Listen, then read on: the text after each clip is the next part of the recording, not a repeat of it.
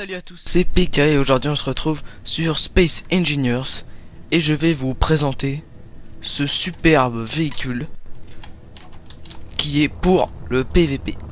Il est équipé d'un lance-roquette à l'avant, de 3 petites mitraillettes plutôt sympathiques et d'une grosse mitraillette ici au-dessus qui va nous permettre de détruire les missiles de lance-roquettes qui vont arriver sur nous.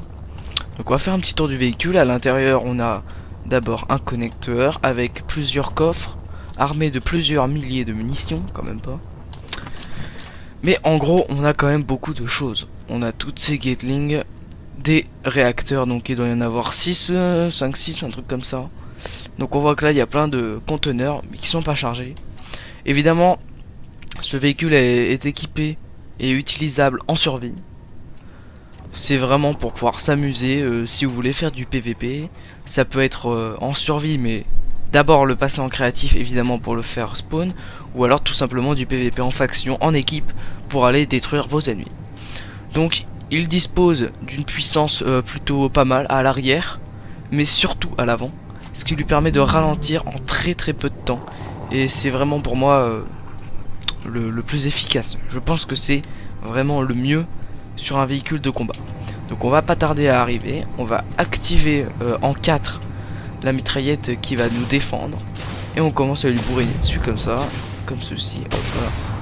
Donc là il faut bien regarder. Essayer de ralentir quand même. Et de viser la Gatling. Donc là vous voyez ici il y a une Gatling. Donc on va essayer de la viser en premier lieu. On va essayer d'y accéder sans trop prendre de dégâts. Hop, et là on passe. Ok. Donc là on a fait notre premier tour. On se fait tirer dessus par derrière. Donc on ralentit. Et là on voit bien qu'il y en a une autre. Qu'on continue à bourriner. Hein. Voilà, après, quand vous voulez faire un demi-tour comme ça, forcément ça met un petit peu plus de temps. Mais bon, on peut quand même vraiment s'amuser sur des véhicules comme ça. Mais c'est pour ça que sur ce jeu il faut vraiment pas trop non plus chercher à aller vite. C'est tout, pas besoin. Excusez-moi pour les lags. Hop. Et on bourrine. Et voilà. Oh. Ouh là là, ils ont détruit mes réacteurs en dessous. Ouais, ah ils ont bien détruit les réacteurs en dessous. Du coup maintenant je galère à monter.